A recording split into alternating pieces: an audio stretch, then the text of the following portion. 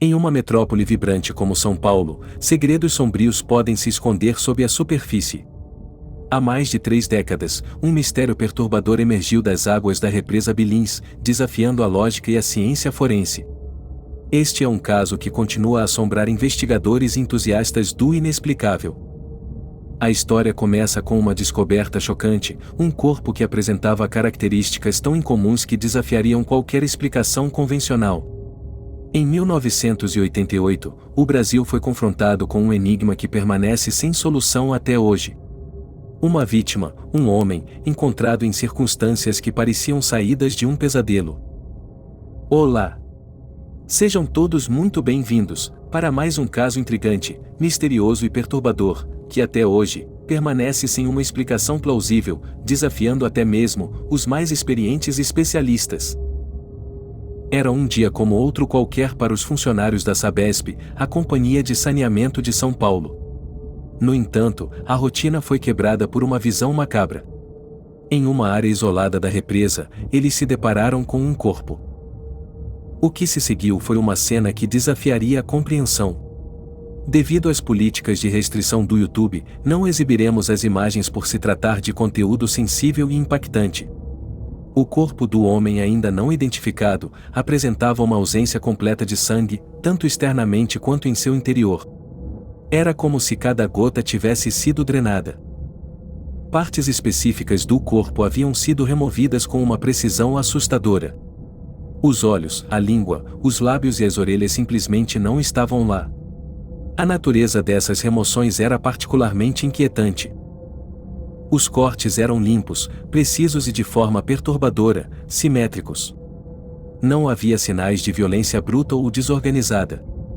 A remoção de tecidos e músculos era regular, sugerindo uma técnica cirúrgica ou instrumental. Além disso, a condição do corpo não correspondia ao tempo estimado de morte. Havia uma preservação incomum, como se o processo de decomposição tivesse sido alterado ou retardado por algum fator desconhecido. A autópsia revelou detalhes ainda mais perturbadores. O relatório descreveu a extração de tecidos com bordas lisas, quase como se tivessem sido cortadas a laser. Não havia qualquer indício de rasgos, serrilhados ou mordidas de animais.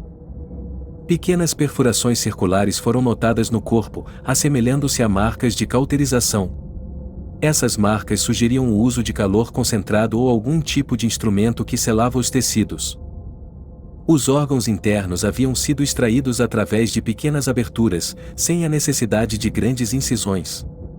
Isso indicava um método de remoção extremamente sofisticado e não invasivo. O mais intrigante de tudo era a ausência de qualquer sinal de resistência. A vítima não parecia ter lutado ou tentado escapar. Não havia marcas de defesa ou lesões que indicassem um confronto. A identidade da vítima jamais foi estabelecida. Apesar dos esforços da polícia, ninguém se apresentou para reconhecer o corpo. O homem de Guarapiranga permaneceu um fantasma, sem nome e sem história. Nenhuma família ou conhecido jamais procurou por ele. Era como se ele tivesse desaparecido sem deixar rastros, apenas para reaparecer de forma tão inexplicável. A ausência de qualquer pista sobre sua vida anterior apenas adensava o mistério. Consequentemente, nenhum suspeito foi identificado no caso. Sem uma identidade para a vítima e sem um modus operandi reconhecível, a investigação estagnou. As autoridades se viram em um beco sem saída. Eventualmente, o caso foi arquivado, classificado como uma morte indeterminada. Uma conclusão frustrante para um mistério tão profundo, deixando uma sensação de incompletude e muitas perguntas sem resposta. Diante de um caso tão anômalo, as teorias convencionais foram as primeiras a serem exploradas. A possibilidade de envolvimento animal foi uma das primeiras a ser considerada e rapidamente descartada. Animais, por sua natureza, deixam marcas irregulares e rasgadas. Os cortes simétricos e precisos encontrados no corpo na represa não se encaixavam em nenhum padrão de ataque animal conhecido. Além disso, seria altamente improvável que animais removessem órgãos internos através de pequenas aberturas. A precisão e a técnica observadas estavam muito além da capacidade de qualquer predador terrestre ou aquático. Ainda mais crucial, animais não drenam completamente o sangue de um corpo.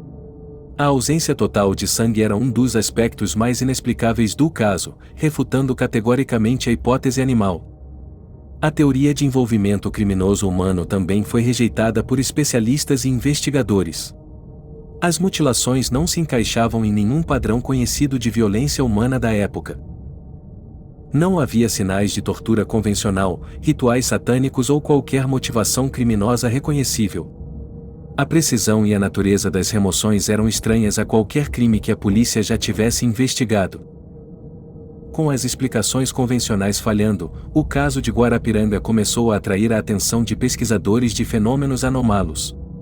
Encarnación Garcia, uma renomada pesquisadora da revista UFO, dedicou-se a analisar o caso. Garcia examinou minuciosamente as fotografias e os relatórios forenses, destacando elementos incomuns. Ela apontou para os cortes geométricos extremamente irregulares, que pareciam ter sido feitos com instrumentos de alta precisão. A remoção de tecido sem qualquer sinal de hemorragia era outro ponto crucial.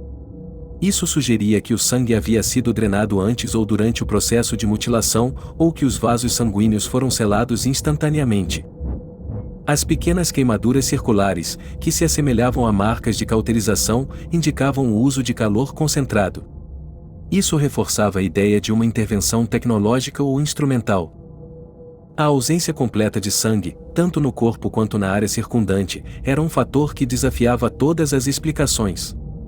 Era como se o corpo tivesse sido esvaziado de sua essência vital. Garcia comparou o caso de Guarapiranga a outros relatos internacionais de mutilações anômalas, tanto em animais quanto em humanos. Ela encontrou paralelos perturbadores em casos onde características semelhantes foram observadas. Suas conclusões, embora baseadas em uma análise detalhada, nunca foram oficialmente validadas pelas autoridades. A natureza extraordinária de suas hipóteses as mantinha fora do escopo da investigação policial tradicional. No entanto, a análise de Encarnación Garcia transformou o caso de Guarapiranga em um tópico proeminente na comunidade ufológica brasileira.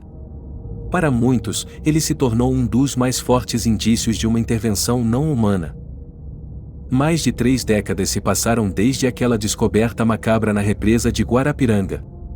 O mistério permanece tão denso e inexplicável quanto no dia em que o corpo foi encontrado.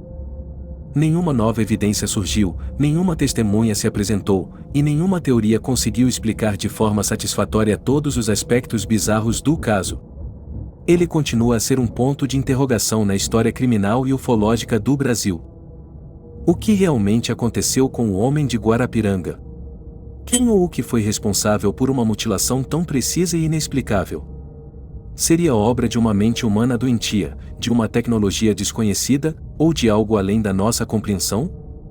A verdade sobre o enigma de Guarapiranga continua a nos iludir, um lembrete sombrio de que nem todos os mistérios podem ser resolvidos. Ele nos força a questionar os limites do conhecido e a considerar o inexplicável. Este caso nos convida a refletir sobre a vastidão do desconhecido e a complexidade dos fenômenos que desafiam nossa percepção da realidade. O homem de Guarapiranga permanece um símbolo de um mistério que se recusa a ser esquecido. E você? Já conhecia esse intrigante e bizarro caso da represa Billings, ou também conhecido caso Guarapiranga? Deixe sua opinião nos comentários. Não se esqueça de se inscrever no canal, ativar o sininho das notificações para não perder nenhum vídeo, deixar o seu like e compartilhar com seus amigos. Nos ajude a vencer as métricas do YouTube, chegando na marca de 500 inscritos aqui no canal, para que assim, continuemos a trazer conteúdo de qualidade para vocês. Aos novos inscritos, a nossa gratidão, e a todos, o nosso muito obrigado. Até a próxima!